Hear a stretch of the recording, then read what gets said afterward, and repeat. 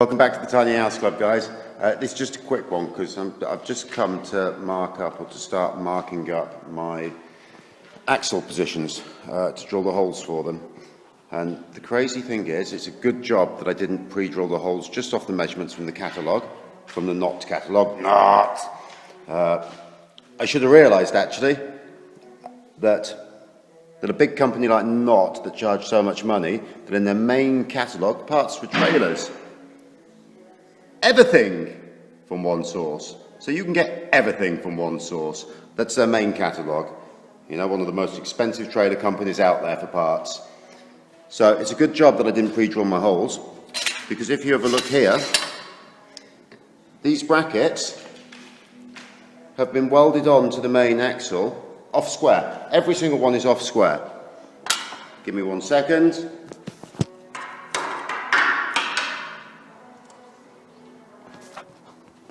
So here, you can see how far off square that's been welded on. So if I'd have drilled my holes, first, nothing would have lined up. And if nothing would have lined up, my axles wouldn't have gone on right. I'd have had to board my holes out bigger to compensate for it.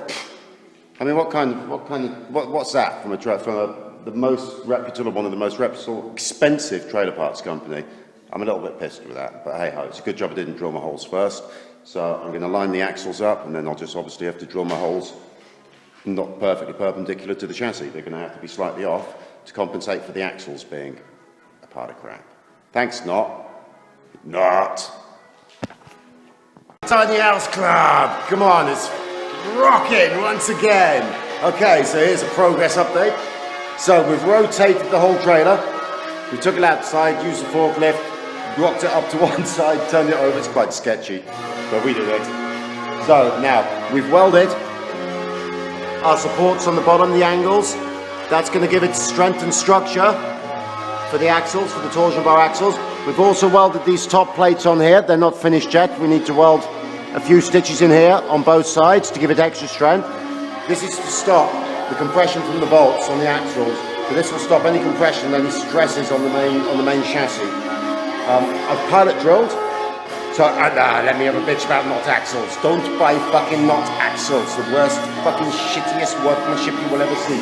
Look, I had to make a drilling list. Look, a drilling list.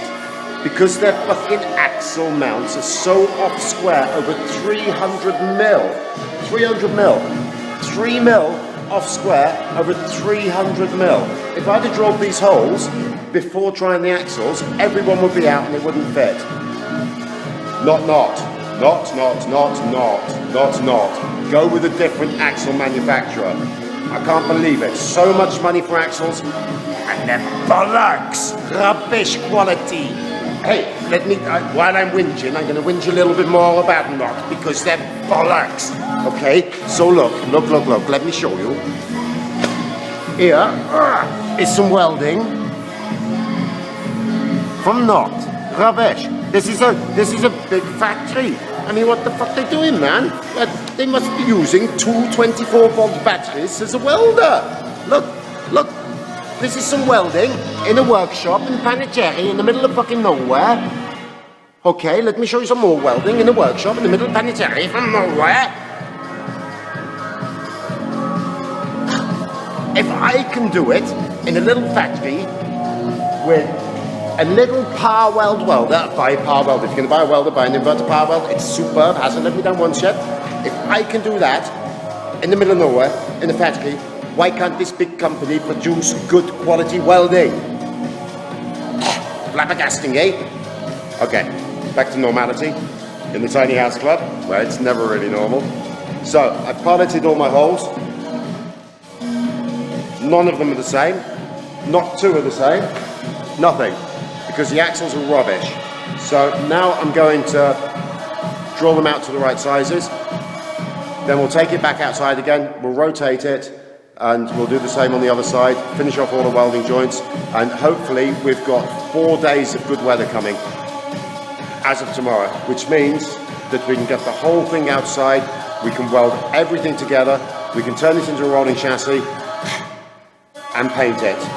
Job done and dusted. I can't wait.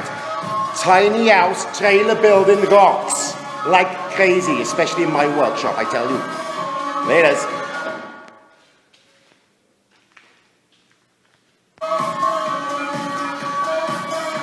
Ooh. No, not. They print it on the wheels. Hey, not. Tiny house building rocks, but not.